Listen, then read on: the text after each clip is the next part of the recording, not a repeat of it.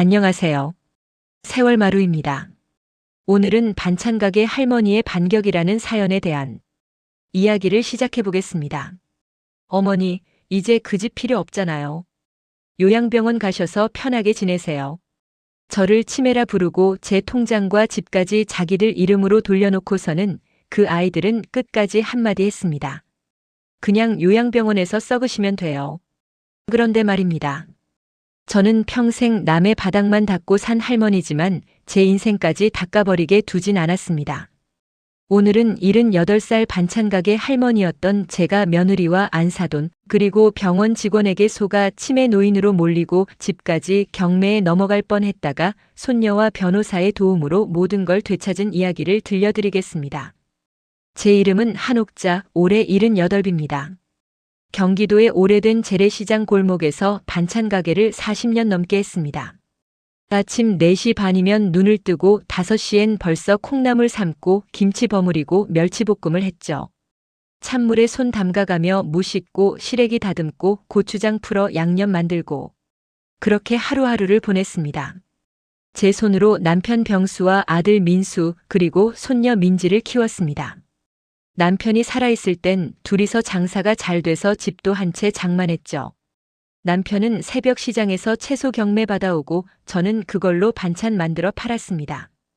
겨울에는 손이 트고 갈라져서 밴드를 10개씩 붙이고 일했어요. 여름에는 더워서 땀범벅이 되면서도 가스불 앞을 지켰습니다. 1층은 가게, 2층은 우리가 살 집, 3층은 작은 방 2개 임대로 줘서 월세 받고 그렇게 근근히 살았습니다. 그 집이요, 몇 년 전부터 재개발이니 역세권이니 해서 집값이 열몇 억이 올랐다는 소리를 들었습니다. 처음엔 못 믿었어요. 우리 같은 사람들이 사는 낡은 집이 그렇게 값이 나간다니요. 사람들이 그러더군요. 옥자 이모, 여기 집만 있어도 노후는 대박이네. 부동산 중개업자들도 찾아와서 팔라고 난리였습니다. 하지만 전 팔 생각이 없었어요. 여기가 제 삶의 터전이었으니까요. 그 말 들을 때마다 부끄럽게 웃었어요. 왜냐면 전 아직도 월 150 받으면서 시장에서 일하고 있었거든요. 집값은 올랐어도 제 생활은 예전 그대로였습니다. 아침 일찍 일어나서 반찬 만들고 손님 받고 저녁엔 설거지하고 정리하고 그게 제 일상이었습니다. 남편이 심장마비로 갑자기 떠난 날이었습니다. 그날도 평소처럼 새벽에 일어나 시장 가려고 준비하던 남편이 갑자기 가슴을 움켜쥐고 쓰러졌습니다. 급히 구급차를 불렀지만 병원에 도착했을 땐 이미 늦었습니다. 의사 선생님이 고개를 저으며 나오던 그 순간이 아직도 생생합니다. 병원 장례식장에 온 가족, 친척이 다 모였죠. 시장 사람들도 오고 동네 이웃들도 오고 그렇게 사흘 내내 사람들이 북적였습니다. 아들 민수는 반쯤 넋이 나간 얼굴로 상주 자리 지키고 있었습니다. 눈은 빨갛게 충혈되어 있었고 말도 제대로 못하고 그저 고개만 숙이고 있었죠. 제 마음도 아팠지만 아들이 아버지 잃은 슬픔이 얼마나 클지 생각하니 더 가슴이 미어졌습니다. 며느리 서유리는 하얀 손수건을 들고 울고 있는 척을 했습니다. 조문객이 있을 때만요. 눈물이 나오는 것처럼 손수건으로 눈가를 닦고 흐느끼는 소리도 냈습니다. 시어머니 저를 부축하는 신용도 하고 조문객들에게 고개 숙여 인사도 했습니다. 그런데 말이죠. 사람들이 나가면 금방 표정이 바뀌더군요. 스마트폰을 붙들고 웃으면서 카톡을 하는 겁니다. 누구한테 문자 보내면서 희죽희죽 웃기도 하고요. 원래 좀 계산적인 애였지만 그날따라 그 모습이 더 낯설게 보였습니다. 시아버지 장례식장에서 저렇게 태어날 수가 있나 싶었어요. 첫날 밤이 지나고 이틀째 되던 날 오후였습니다. 잠깐 화장실을 다녀오려고 복도를 지나는데 장례식장 뒤 비상문 근처에서 익숙한 목소리가 들려왔습니다. 제 발걸음이 멈췄습니다. 그래서 진명에 옮기는 건 다 끝난 거야? 여자 목소리였습니다. 안사돈 최말이었죠. 며느리 유리 친정어머니였습니다. 목소리 톤이 낮았지만 조급함이 묻어났습니다. 응, 엄마. 병원에서 도장 다 받았어. 입원 동의서라고 속이니까 금방 찍더라니까. 진짜 너무 쉬웠어. 우리 며느리 유리 목소리였습니다. 그 목소리엔 웃음기가 섞여 있었어요. 마치 무슨 장난을 성공한 것처럼 들렸습니다. 순간 심장이 쿵 내려앉았습니다. 2번 동의서? 도장? 무슨 소리지? 저도 모르게 비상문 뒤에 몸을 숨겼죠. 가슴이 쿵쾅쿵쾅 뛰기 시작했습니다. 통장도 내 이름으로 다 옮겨놨어. 어제 은행 갔다 왔거든. 저 노인네는 이제 요양병원 보내서 치매 판정만 나오면 돼. 후견인도 내가 할 거야. 장 선생님이랑 다 얘기 끝났어. 며느리 유리가 계속 말했습니다. 목소리가 점점 신나는 것 같았어요. 잘했다. 그 집만 팔면 대출도 다 갚고 남는 돈으로 너도 강남에 아파트 하나 사고 나도 전세는 옮길 수 있겠네. 이제 그 집은 사실상 우리 거야. 시어머니가 뭐라고 하든 이미 서류는 다 끝났잖아. 안 사돈 최마리가 만족스러운 듯 말했습니다. 그래도 엄마 조금은 미안하긴 해. 시어머니가 평생 고생해서 모은 건데. 유리가 잠깐 머뭇거리는 것 같았습니다. 미안하긴 뭐가 미안해. 어차피 늙어서 쓰지도 못할 돈이야. 우리가 더 잘 쓸 수 있어. 그리고 요양병원 가시면 오히려 편하실 거야. 혼자 집에서 쓸쓸하게 사시는 것보다 낫지. 최마리가 단호하게 말했습니다. 그래, 엄마 말이 맞아. 시어머니 위해서도 요양병원이 나아. 거기서 편히 계시면 되는 거야. 유리도 금방 마음을 고쳐먹은 듯 말했습니다. 제 손이 덜덜 떨렸습니다. 온몸에 소름이 돋았어요. 통장, 집, 요양병원, 치매, 후견인. 그 단어들이 머릿속에서 빙빙 돌았습니다. 이게 무슨 소리야? 내 집을, 내 통장을, 요양병원에 날 보낸다고. 설마 내가 잘못 들은 거겠지. 스스로를 달래면서도 가슴속 깊은 곳에서 차가운 두려움이 올라오고 있었습니다. 다리에 힘이 풀려서 비상문 벽에 기대야 했습니다. 숨소리가 거칠어졌어요. 혹시 들릴까봐 입을 손으로 막았습니다. 그때 뒤에서 누군가 다가와 조용히 말했습니다. 할머니 괜찮으세요? 깜짝 놀라 돌아보니 검은 정장을 입은 남자가 서 있었습니다. 30 중반쯤 돼 보이는 단정한 인상의 남자였습니다. 안경을 쓰고 있었고 눈빛이 따뜻했어요. 이 장례식장 바로 옆 건물에서 무료 법률 상담 봉사를 한다는 변호사 윤재혁이었죠. 시장 사람들 사이에서 착한 변호사로 소문난 사람이었습니다. 돈 없는 사람들한테도 무료로 상담해주고 어려운 일 있으면 도와준다고 소문이 자자했어요.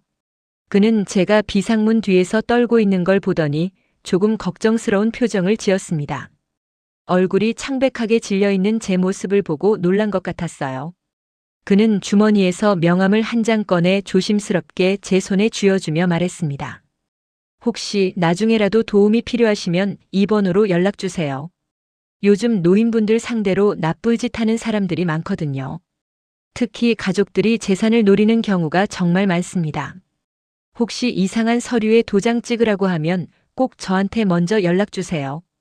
그때만 해도 전 그 말의 의미를 다 이해하지 못했습니다. 그냥 고맙다고만 하고 명함을 호주머니에 넣었습니다.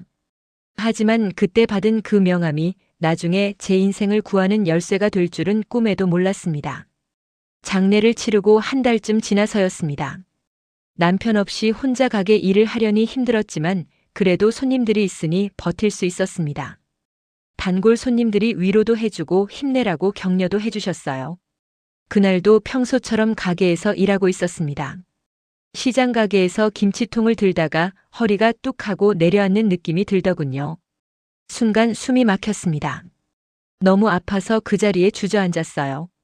20kg짜리 김치통을 혼자 옮기다가 그만 삐끗한 겁니다. 옆 가게 아주머니가 급히 구급차를 불러줬습니다. 병원에 실려가서 검사를 받았더니 허리 압박 골절이라고 했습니다. 척추뼈가 눌려서 금이 갔다는 겁니다. 의사 선생님이 심각한 표정으로 말씀하시더군요. 적어도 2주는 입원해야 한다고 잘못하면 더 오래 걸릴 수도 있다고 했죠. 입원실에 누워있으니 온몸이 다 아프고 힘들었습니다. 천장만 바라보고 있으려니 답답하기도 하고 가게 생각에 걱정도 됐어요. 남편 없이 혼자 어떻게 하나 이런 생각들이 머릿속을 가득 채웠습니다. 아들 민수는 회사가 어렵다며 자주 못 왔습니다. 이틀에 한 번 정도 잠깐 들렀다가 가고 그것도 30분도 안 되어 급히 나가곤 했어요. 전화로는 미안하다고 회사 일이 너무 바빠서 그렇다고 했습니다. 최근에 회사가 어렵다는 얘기는 들었지만 그래도 어머니가 아픈데 이렇게까지 안 올 수가 있나 싶었어요. 대신 며느리 유리가 간호조무사 출신이라며 병원 일을 다 맡았죠. 처음엔 고맙다고 생각했어요. 며느리가 이렇게 챙겨주니 다행이다 싶었습니다. 유리는 매일 병원에 와서 제 옆에 있어줬어요. 밥 먹을 때도 도와주고 화장실 갈 때도 부축해주고 간호사들한테도 이것저것 물어보며 신경 써주는 것 같았습니다. 어느 날 회색 양복을 입은 남자가 병실로 들어왔습니다. 40대 중반쯤 돼 보이는 말쑥하게 생긴 남자였어요. 병원 사회복지사 장대성이라고 소개를 했습니다. 명함도 건네주며 환자분들 상담하는 일을 한다고 했습니다. 어르신, 이건 그냥 입원 동의서랑 추후 요양병원으로 전원될 때를 위한 확인서입니다. 여기 사인이나 도장만 해주시면 됩니다. 다른 환자분들도 다 하시는 거예요. 절차상 필요한 서류니까 너무 걱정하지 마세요. 그는 친절한 목소리로 말하면서 서류 뭉치를 제 앞에 펼쳐놓았습니다. 한 5장 정도 되는 것 같았어요. 글씨는 깨알 같고 용어는 어려웠습니다. 무슨 말인지 하나도 이해가 안 됐어요. 입원에 동의하고 보호자가 누구다 뭐 그런 줄 알았죠. 병원에서 필요한 서류겠거니 했습니다. 유리가 옆에서 말했습니다. 어머니, 이거 안 하면 병원비 처리가 안 된대요. 보험 처리도 안 되고요. 제가 다 읽어봤어요. 걱정 마시고 그냥 찍으세요. 아무것도 아니에요. 유리가 제 도장이 든 작은 파우치를 꺼내온 순간 가슴이 약간 철렁했습니다. 언제 제 파우치를 가져왔지? 집에 있던 건데. 하지만 설마 애가 나를 해칠까 하는 마음에 저는 조용히 도장을 찍었습니다. 여기도요. 장대성이 손가락으로 찍을 곳을 하나하나 가리켰습니다. 빨간 도장 자국이 서류 위에 여러 번 찍혔습니다. 1군데, 2군데, 3군데, 4군데, 5군데. 제가 세어보니 5군데나 됐어요. 그 순간 장대성이 힐끔 유리와 눈빛을 주고받는 걸 저는 놓치지 않았습니다. 그 눈빛에 뭔가 이상한 게 있었어요. 마치 서로 무슨 신호를 주고받는 것 같았습니다. 나중에 알고 보니 그 서류 속에는 성년 후견인 신청 동의서, 재산관리 위임장, 요양병원 입소 동의서 같은 게 다 섞여 있었습니다. 저는 그저 입원 서류인 줄만 알고 도장을 찍은 건데 그게 제 인생을 송두리째 빼앗기는 시작이 될 줄은 꿈에도 몰랐습니다. 퇴원하고 집에 돌아온 뒤 유리가 흰 약통 하나를 주더군요. 작은 플라스틱 통이었는데 병원 로고도 없고 그냥 깨끗한 흰 통이었어요. 어머니, 이거는 혈압약이랑 진통제 섞어 온 거예요. 병원에서 처방받은 거니까 아침 저녁으로 꼭 드셔야 돼요. 안 드시면 허리도 계속 아프시고 혈압도 오를 수 있어요. 꼭 챙겨 드세요. 유리가 신신당부를 했습니다. 하루에 2번 아침 먹고 하나, 저녁 먹고 하나 드시라고 했어요. 약통에는 병원 로고도 없고 볼펜으로 혈압이라고만 적혀 있었습니다. 좀 이상하다 싶었지만 며느리가 간호조무사 출신이니까 잘 알겠지 하고 믿었습니다. 며칠 동안 그 약을 먹고 나서부터였어요. 처음엔 몰랐는데 점점 이상한 증상이 나타났습니다. 가게에서 거스름돈을 잘못 주는 겁니다. 1,000원 거슬러 줘야 하는데 10,000원을 주기도 하고 10,000원 받아야 하는데 5,000원만 받기도 하고 단골 손님이 이모 잘못 주셨어요 하고 알려줘서 알았어요. 반찬 주문받은 걸 깜빡하기도 했습니다. 김 선생님이 어제 김치찌개 10인분 예약했는데 그걸 까먹은 겁니다. 김 선생님이 전화해서 언제 가져다 주냐고 물어봤을 때 전 그런 주문받은 기억이 없었어요. 나중에 수첩을 보니까 제 글씨로 적혀 있더라고요. 더 심각한 일도 있었습니다. 가스불을 껴놓은 채 나간 적도 있었어요. 콩나물 삶다가 그대로 가게 문 잠그고 시장 다른 데 갔던 겁니다. 다행히 옆집 아주머니가 타는 냄새 맡고 들어와서 불을 꺼주셨어요. 자칫하면 큰일 날 뻔했습니다. 머리가 자꾸 멍하고 집중이 안 됐어요. 손님이 뭐라고 말하는데 귀에 안 들어오고 설거지하다가 멍하니 서 있기도 하고 장을 보러 갔다가 뭘 사러 왔는지 잊어버리기도 했습니다. 시장 아주머니들이 수군거리는 소리가 들렸습니다. 요즘 옥자 이모 좀 이상하지 않아? 아까도 같은 말을 3번이나 하시더라고. 나이도 있는데 치매 오는 거 아니야? 우리 시어머니도 그렇게 시작하셨는데. 거스름 돈도 자꾸 틀리게 주신대. 며느리가 고생이겠어. 그 소리가 제 귀에까지 들렸습니다. 제가 지나가면 수군거리던 말소리가 뚝 끊겼어요. 그럼 더 확실히 아는 겁니다. 내 얘기를 하고 있었다는 걸. 심장이 쿵 내려앉더군요. 설마 내가 정말 치매에 걸린 건가? 이런 생각이 들었습니다. 그날 저녁 손녀 민지가 학교 끝나고 집에 왔습니다. 간호학과 2학년인 애였어요. 공부도 열심히 하고 착하고 똑똑한 손녀였습니다. 민지는 어렸을 때부터 제가 키웠어요. 엄마 아빠가 일하는 동안 제가 밥 먹이고 재우고 그랬죠. 그래서인지 민지는 저한테 특히 잘 따랐습니다. 제가 약통을 내밀며 말했습니다. 민지야, 이거 내 엄마가 혈압약이라는데 할미가 이거 먹고 자꾸 멍해져. 너 한번 봐줄래? 학교에서 배웠잖아. 민지는 약을 손에 쥐고 자세히 들여다봤습니다. 그러더니 휴대폰을 꺼내 약 이미지 검색을 했어요. 약에 새겨진 식별 기호를 입력해서 검색하는 겁니다. 잠시 후 민지의 얼굴이 굳어졌습니다. 화면을 보던 민지 얼굴에서 혈색이 사라졌어요. 할머니, 이거 혈압약 아니에요. 그럼 뭐냐? 수면진정제예요. 불면증 환자나 정신과 쪽에서 쓰는 약. 이거 먹으면 정신이 멍해지고 기억력도 떨어지고 판단력도 흐려져요. 할머니, 이거 누가 줬어요? 민지가 떨리는 목소리로 물었습니다. 내 엄마가 병원에서 처방받았다고. 약통이 제 손에서 바닥으로 떨어지며 굴러갔습니다. 하얀 알약들이 거실 바닥에 쏟아졌어요. 알약들이 이리저리 흩어지는 걸 멍하니 바라봤습니다. 그럼 내 엄마가 날 일부러 이렇게 만든 거냐? 할미를 치매처럼 만들려고. 왜? 왜 그러는 거야?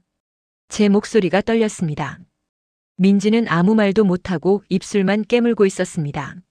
민지 눈에서 눈물이 주르륵 흘러내렸어요. 방금 전까지 겨우 버티고 있던 제 마음이 그 자리에서 철컥 부서져 내리는 소리가 들리는 듯 했습니다. 할머니, 엄마가 요즘 이상해요. 통화할 때 들었는데 외할머니랑 무슨 얘기 계속하고 할머니 집 얘기도 하고. 저는 그냥 이사 얘기인 줄 알았는데 이게 아니었나 봐요. 민지가 울면서 말했습니다. 그날 밤 저는 잠을 한숨도 못 잤습니다. 천장만 바라보며 생각했어요. 장례식장에서 들었던 그 대화, 병원에서 찍었던 그 도장, 그리고 이 약. 모든 게 하나씩 맞춰지기 시작했습니다. 내가 바보였구나. 며느리를 믿었던 내가 바보였어. 그날 이후로 저는 유리를 피했습니다. 유리가 병원 간다며 가자고 해도 안 간다고 했고 약 먹으라고 해도 먹은 척만 하고 버렸습니다. 약은 더 이상 먹지 않았습니다. 화장실에 가서 물에 흘려보내곤 했어요. 신기하게도 약을 끊으니까 머리가 점점 맑아지기 시작했습니다. 거스름돈도 정확하게 주게 되고 주문도 까먹지 않게 되고 가스불도 제대로 끄게 됐어요. 역시 그 약 때문이었구나 싶었습니다. 대신 확인해야 할 게 하나 있었죠. 평생 장사해서 모은 돈이 들어있는 통장. 거기엔 4천만 원 정도 있었습니다. 남편이랑 40년 넘게 모은 돈이었어요. 한 푼 두 푼 모아서 쌈짓돈처럼 모은 거였습니다. 늘 부엌 찬장 위 양철통 안에 넣어두던 그 통장이 어느 날 보니 흔적도 없이 사라져 있었습니다. 양철통을 열어봤더니 통장이 없었어요. 분명 여기 넣어뒀는데. 찬장을 다 뒤졌습니다. 서랍도 열어보고 방안도 다 찾아봤어요. 없었습니다. 아들에게 전화했습니다. 손이 떨려서 번호를 잘못 누르기도 했어요. 3번 만에 겨우 전화가 연결됐습니다. 민수야, 우리 통장 혹시 봤니? 아, 그거? 엄마, 내가 은행에 맡겼어. 집에 두면 위험하잖아. 요즘 집집마다 도둑도 많이 든다잖아. 아들 목소리는 태연했습니다. 마치 당연한 일을 한 것처럼. 내 허락도 없이 왜 가져가? 그건 내 통장이야. 내 돈 아니고 내 돈이라고. 엄마, 요즘 사기도 많고 어차피 내가 관리해드리려고 그런 거야. 걱정하지 마세요. 나중에 얘기해. 나 지금 회의 중이야. 뚝 전화가 끊겼습니다. 제 말이 끝나기도 전에 일방적으로 끊어버렸어요. 다음 날 아침 저는 혼자 버스를 타고 은행으로 갔습니다. 허리는 아직 완전히 낫지 않아서 걸을 때마다 욱신거렸지만 참고 갔습니다. 버스 정류장까지 10분을 걸어가는데 식은땀이 났어요. 번호표를 뽑고 의자에 앉아 기다렸습니다. 30분쯤 기다린 후 제 번호가 불렸습니다. 창구 직원 앞에 섰습니다. 20대 후반쯤 돼 보이는 젊은 여자 직원이었어요. 아가, 내 이름으로 된 계좌 좀 확인해 볼 수 있을까? 제 주민등록증을 건네자 젊은 직원이 컴퓨터를 두드렸습니다. 키보드 소리가 또각또각 났어요. 잠시 후 직원 얼굴에 당황한 표정이 스쳤습니다. 어르신, 이 계좌는 지금 성년 후견인이 대신 관리하는 걸로 되어 있습니다. 성년 뭐라고? 성년 후견인요. 치매나 그런 걸로 판단 능력이 떨어지는 분 대신 가족이 재산을 관리하는 제도인데요. 여기 서류 보시면 어르신 도장 찍혀 있습니다. 직원이 모니터를 돌려서 보여줬습니다. 화면에는 서류 사본이 떠 있었어요. 직원이 보여주는 모니터 속 서류에는 분명히 제 이름, 제 주민번호, 제 도장 자국이 찍혀 있었습니다. 그리고 후견인 칸에는 서유리, 며느리 이름이 적혀 있었죠. 주소도 적혀 있고 전화번호도 적혀 있었습니다. 손이 떨렸습니다. 마우스를 잡은 직원 손이 흔들리는 게 보였어요. 아니, 제 손이 떨리고 있었던 거였습니다. 난 그런 거 한 적이 없다. 이거 병원에서 그때 입원 서류라고 했던 그거? 목소리가 떨렸습니다. 직원은 난처한 표정을 지으며 말했습니다. 이미 법원에서 결정까지 내려진 상태라 저희가 어떻게 할 수 있는 부분은 없습니다. 정정하려면 법원에서 다시 절차를 밟으셔야 하고요. 변호사님과 상담하셔서 신청하시면 되는데 시간이 꽤 걸릴 겁니다. 그럼 내 돈은? 내 돈은 어떻게 되는 거야? 후견인이신 며느님께서 관리하시는 걸로 되어 있습니다. 어르신께서는 임의로 출금하실 수 없고요. 그 말 끝은 잘 들리지도 않았습니다. 귀에서 웅웅 소리가 났어요. 은행을 나오는 제 발걸음이 유리 조각 위를 맨발로 밟는 것처럼 아팠습니다. 버스 정류장으로 가는 길이 백리길처럼 느껴졌어요. 집으로 돌아오는 길이었습니다. 버스에서 내려 집 앞 골목으로 들어서는데 전화전봇대에 낯익은 사진이 붙어 있었습니다. 동동 상가주택 급매, 재개발 호재, 역세권 프리미엄, 투자자 특급 매물, 시세 대비 저렴, 빠른 거래 우대. 그 아래엔 제가 40년 살던 집 사진이 붙어 있었습니다. 1층 가게 간판까지 선명하게 보이더군요. 제가 직접 쓴 한옥자 반찬 가게 간판이 사진에 그대로 나왔어요. 집 전체를 찍은 사진이었습니다. 부동산 중개업소 전화번호도 크게 적혀 있었어요. 심장이 쿵 내려앉았습니다. 이게 무슨 일이야? 대문 앞으로 다가갔습니다. 대문에는 또 다른 종이가 붙어 있었습니다. 크고 붉은 도장이 찍힌 공문서였어요. 강제 집행 예고 통지서, 퇴거 명령 사전 통지. 본 부동산은 경매 절차에 따라 매각이 진행 중에 있으며 거주자는 낙찰 후 30일 이내에 퇴거하셔야 합니다. 법원 직인이 붉게 찍혀 있었습니다. 그 앞에서 저는 그저 주저앉았습니다. 다리에 힘이 풀려서 그 자리에 주저앉았어요. 내가 평생 장사해서 산 집인데, 남편이랑 벽지 바르고 민수 기저귀 갈던 그 집인데, 민지가 태어나서 첫 돌잔치 했던 그 집인데, 이렇게 종이 한 장으로 날 내쫓는 거야? 내가 40년 살던 집을? 눈물이 주르륵 흘러내렸습니다. 이웃들이 창문을 살짝 열고 보고 있었습니다. 커튼 사이로 얼굴이 보였어요. 다들 힐끔힐끔 쳐다보고 있었습니다. 누군가 속삭이는 소리가 들렸습니다. 저기 옥자 이모네 결국 집 나오는구나. 치매라더니 며느리가 고생 많겠네. 혼자 어떻게 살려고 저러나. 요양원이라도 가야 하는 거 아니야? 그 말이 칼보다 더 깊게 꽂혔습니다. 가슴에 구멍이 뚫리는 것 같았어요. 며칠 뒤 아침이었습니다. 며느리 유리가 하얀 승합차를 대동하고 집에 왔습니다. 차 옆면에는 행복요양병원이라고 써 있었어요.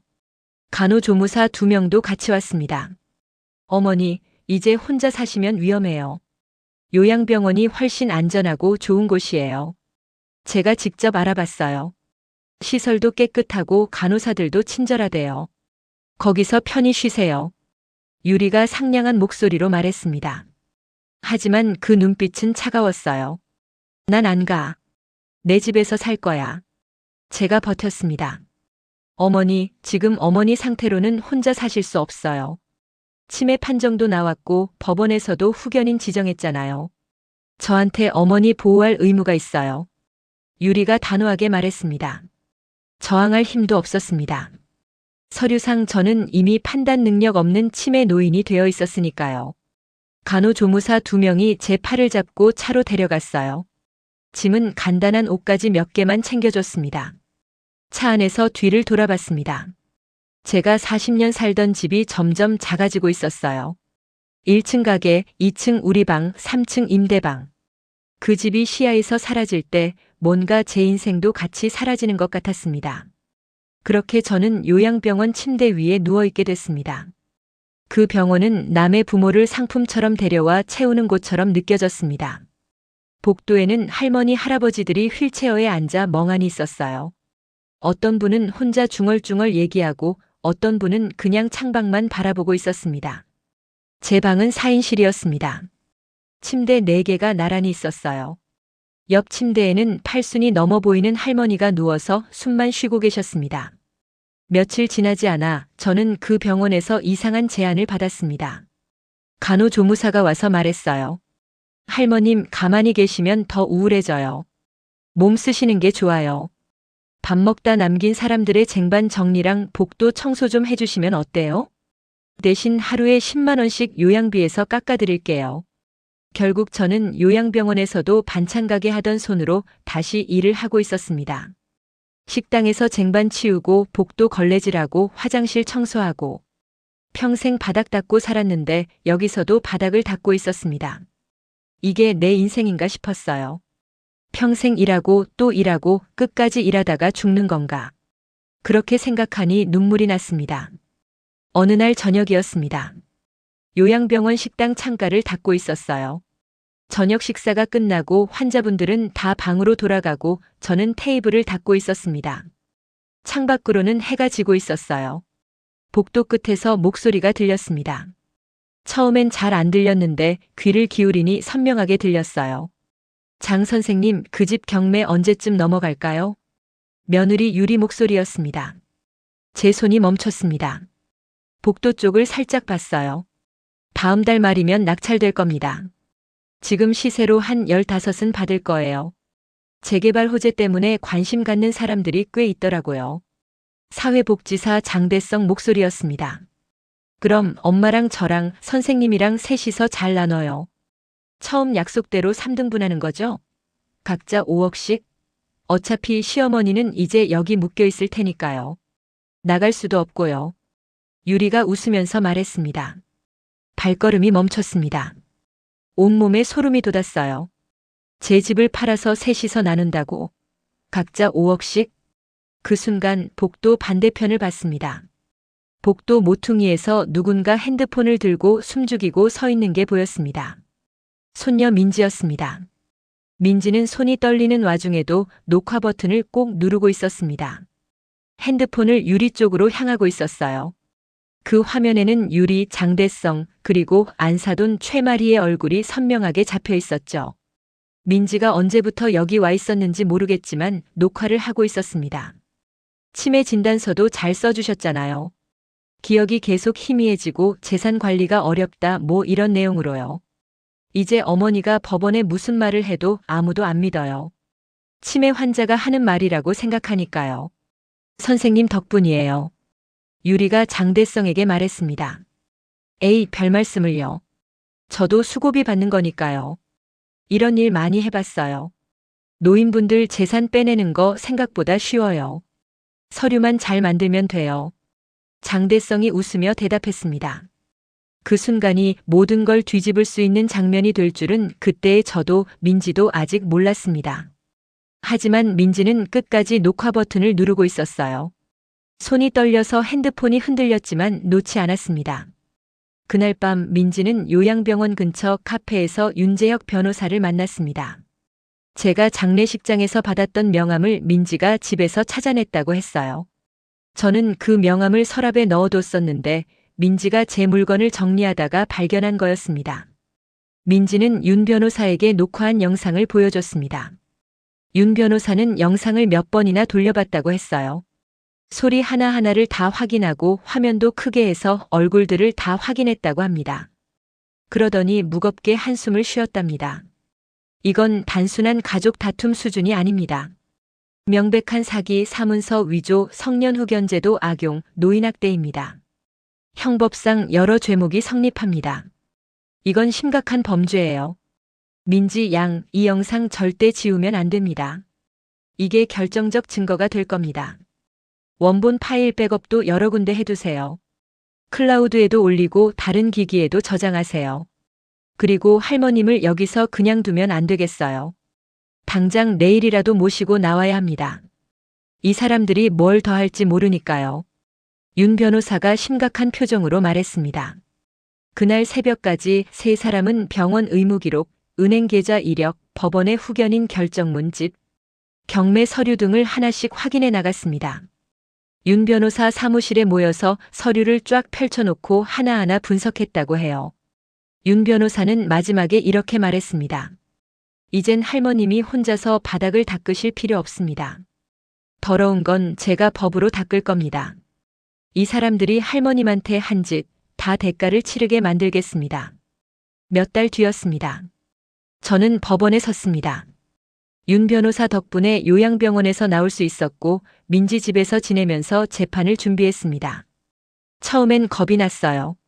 법원이라는 곳에 가본 적도 없었고 재판이 뭔지도 잘 몰랐으니까요. 하지만 윤 변호사가 하나하나 설명해 줬습니다. 어떻게 진행되는지, 제가 뭘 말해야 하는지 다 알려줬어요. 윤 변호사의 도움으로 성년후견 취소와 재산 반환, 그리고 형사고소를 함께 진행하게 되었습니다. 민사소송이랑 형사소송을 동시에 한 겁니다. 재판장에 들어서는 순간 심장이 쿵쾅쿵쾅 뛰었습니다. 높은 천장, 판사님이 앉으신 높은 자리, 방청석에 앉은 사람들. 모든 게 낯설고 무서웠어요. 피고석에는 며느리 유리, 안사돈 최마리, 사회복지사 장대성이 앉아 있었습니다. 세 사람 모두 고개를 숙이고 있었어요. 재판장 정면 스크린에는 민지가 찍은 영상이 크게 재생되고 있었습니다. 법정 안이 조용해졌어요. 모두 스크린을 바라봤습니다. 그 집만 팔면 우리 다 살아요. 각자 5억씩 나눠 가지는 거예요. 어차피 할머니는 여기 요양병원에서 죽을 때까지 못 나가요. 나갈 방법도 없어요. 서류는 다 끝났어요. 치매 진단서도 있잖아요. 늙은이 말 누가 믿어요? 법원도 우리 편이에요. 영상 속 유리 목소리가 법정에 울려 퍼졌습니다. 방청석에서 한숨 소리가 들렸어요. 법정 공기가 싸늘하게 얼어붙었습니다. 누구 하나 말하는 사람이 없었어요. 판사님도 검사님도 방청석 사람들도 모두 굳은 표정으로 스크린을 바라봤습니다. 판사가 물었습니다. 피고들, 저 영상 속 목소리가 본인들 맞습니까? 며느리 유리는 고개를 숙인 채 떨고만 있었습니다. 대답을 안 했어요. 변호사가 옆에서 뭐라고 속삭였지만 유리는 입을 열지 않았습니다. 안사돈 최마리는 장난으로 한 말이라며 소리 질렀습니다. 아니에요. 그냥 농담이었어요.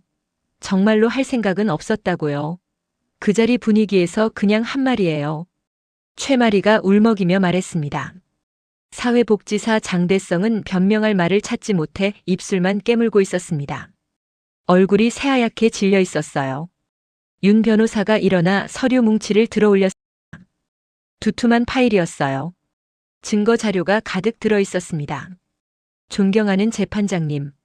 여기 치매 진단서를 포함한 의료 기록과 같은 날 작성된 성년후견인 신청서, 은행 계좌 권한 이전 서류까지 모두 동일 필체로 조작된 정황이 나와 있습니다.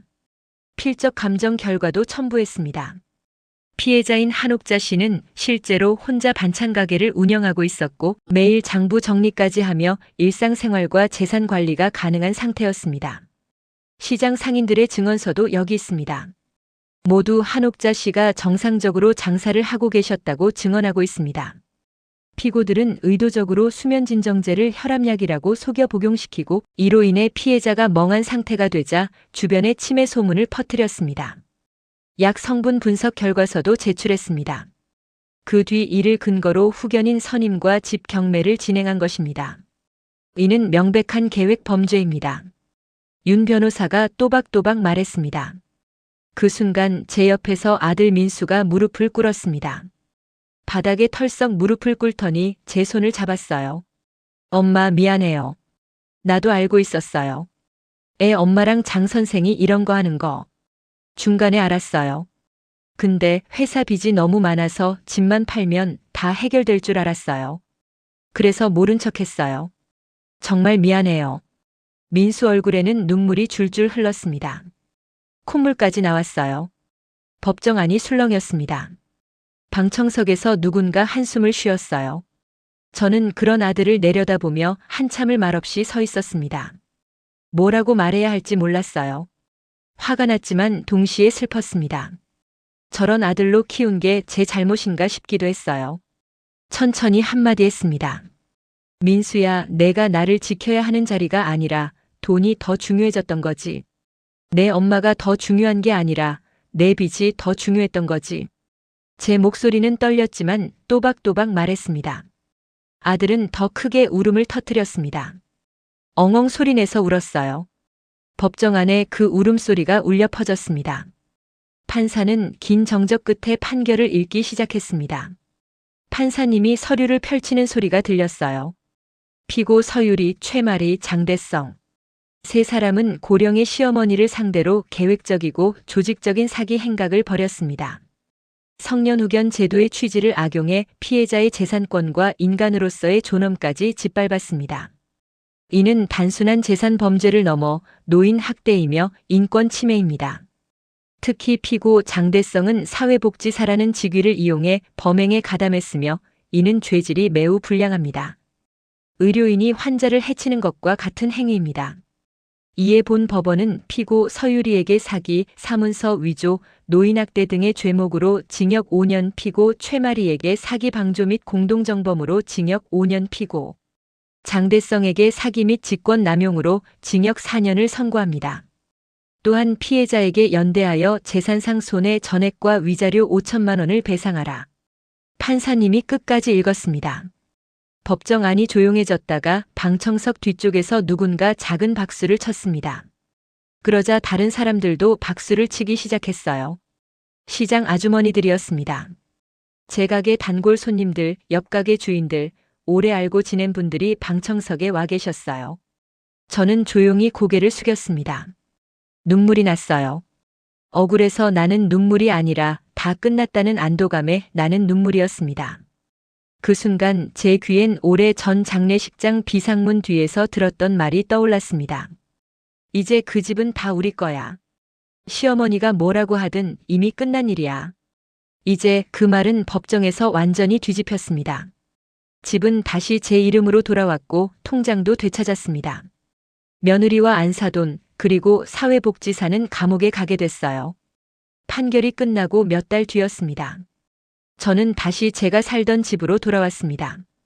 경매는 취소됐고 집은 다시 제 명의가 됐어요. 통장도 돌려받았습니다. 대문을 열자 모든 게 그대로였습니다. 먼지가 쌓이긴 했지만 그대로였어요. 계단 모서리에 페인트가 벗겨진 흔적, 1층 가게 간판, 주방에서 나던 김치 냄새는 사라졌지만 김치 항아리는 그대로 있었고 마당 한 구석에 심어뒀던 고추 2포기도 그대로였습니다. 말라 있었지만요. 집 안을 둘러보며 걸었습니다. 거실, 부엌, 안방. 남편이랑 같이 살던 그 공간들이 제 눈에 다시 들어왔어요. 벽에는 민수 어렸을 때 사진이 걸려 있었고 선반에는 민지가 만들어준 손편지가 그대로 있었습니다. 물론 경매 들어가던 절차를 되돌리는데 시간이 좀 걸렸습니다. 법원의 서류도 여러 번 제출해야 했고 변호사 비용도 적지 않게 들어갔어요. 하지만 윤재혁 변호사는 착한 변호사답게 비용을 최소한만 받았습니다. 제가 감당할 수 있을 만큼만요. 윤재혁 변호사와 손녀 민지 덕분에 저는 다시 제 이름으로 된 집 열쇠를 쥘 수 있었습니다. 열쇠를 손에 쥐었을 때 그 무게가 참 묵직하게 느껴졌어요. 이게 제 인생의 무게구나 싶었습니다. 민지가 말했습니다. 할머니, 이제 좀 쉬셔도 되잖아요. 가게도 접고 여행도 다니고. 이제 좀 편하게 사세요. 더 이상 일 안 하셔도 돼요. 민지가 제 손을 잡으며 말했어요. 저는 웃었습니다. 민지야, 할미는 말이다. 평생 이렇게 새벽에 일어나 밥하고 반찬 만들고 사람들 먹여 살리면서 살아왔어. 그게 내 삶이었어. 정직하게 번 돈으로 사는 게 내겐 제일 편한 거더라. 일 안 하고 가만히 있으면 오히려 답답해. 손이 근질근질해. 그래서 저는 가게 규모는 줄였습니다. 예전처럼 크게는 못하고 작게 시작했어요. 집 1층에서 작은 반찬 가게와 국밥집을 다시 열었습니다. 메뉴도 줄이고 테이블도 4개만 놓고 손님도 예전보다 적게 받기로 했어요. 이번에는 손녀 민지가 주말 알바를 같이 나옵니다. 토요일, 일요일에 와서 설거지도 하고 주문 받기도 하고 배달도 해줘요. 민지가 옆에 있으니 든든했습니다. 아들 민수는 회사 빚을 정리하면서 주말마다 와서 설거지도 하고 운전도 해줍니다. 무거운 것도 나르고 장볼 때 같이 가주고 가게 청소도 해요. 죄책감 때문인지 말수는 적었지만 그 눈빛에는 예전엔 없던 절실함이 생겼습니다. 진짜 반성하는 것 같았어요. 어느 날 저녁이었습니다. 가게 문을 닫고 마당에 앉아 있었어요. 해가 지고 하늘이 붉게 물들고 시원한 바람이 불었습니다. 민지가 조심스럽게 말했습니다. 할머니, 엄마한테 편지가 왔어요. 교도소에서 제대로 반성하고 나오겠다고. 한 번만 손녀 얼굴이라도 보고 싶다고. 할머니한테도 용서를 빌고 싶대요. 민지가 편지 봉투를 보여줬어요. 저는 한참을 침묵했습니다. 뭐라고 대답해야 할지 몰랐어요. 용서할 수 있을까? 그 아이를? 아직 모르겠어요. 시간이 필요할 것 같았습니다. 민지 손을 꼭 잡았습니다. 민지야, 그 아이를, 유리를 용서하는 일은 할미가 평생 걸려서 생각해야 할 문제야. 쉽게 결정할 수 있는 게 아니야. 너무 깊은 상처를 받았거든. 하지만 다만 한 가지는 확실해. 내가 찍은 그 영상 덕분에 할미 인생이 다시 제자리로 돌아왔다는 거. 내가 아니었으면 할미는 지금도 요양병원에서 바닥 닦고 있을 거야. 고맙다, 민지야. 제 목소리가 떨렸습니다. 민지는 눈물을 훔치며 웃었습니다. 할머니 손을 꼭 잡고 있었어요. 마당 위로 노을이 지고 있었습니다. 하늘이 온통 붉고 노랗게 물들었어요. 참 예쁜 노을이었습니다. 옆집에서 아이들 웃음소리가 들리고 부엌에서는 제가 끓여둔 된장국 냄새가 퍼져나왔습니다. 구수한 냄새였어요. 제 손은 여전히 거칠고 주름투성이었습니다. 손등에는 검버섯도 생겼고 손가락 마디마디는 굵어져 있었어요. 평생 일한 손이었습니다. 하지만 이 손에 쥐고 있는 것만큼은 변하지 않았습니다. 정직함, 그리고 제 집 열쇠. 정직하게 산 사람의 손은 아무리 주름져도 더럽혀지지 않는다. 남편이 살아계실 때 하시던 말씀이었습니다. 그 말이 이제야 무슨 뜻인지 알 것 같았어요. 이제 더러운 건 제가 아니라 법이, 세상이 닦아주는 시대가 조금씩 오고 있는지도 모르겠습니다. 윤재혁 변호사 같은 분들이 있고 민지 같은 손녀가 있고 법이 제대로 작동하는 세상이라면 말이죠. 저는 내일도 새벽 5시에 일어나서 콩나물을 삶고 김치를 버무리고 멸치볶음을 만들 겁니다. 그게 제 삶이니까요. 평생 해온 일이니까요. 그리고 그 일이 저는 좋으니까요. 가게 간판에는 여전히 한옥자 반찬 가게라고 써 있습니다. 남편이 써준 그 간판 그대로요. 그 간판 아래서 저는 오늘도 장사를 합니다. 시청해 주셔서 감사합니다.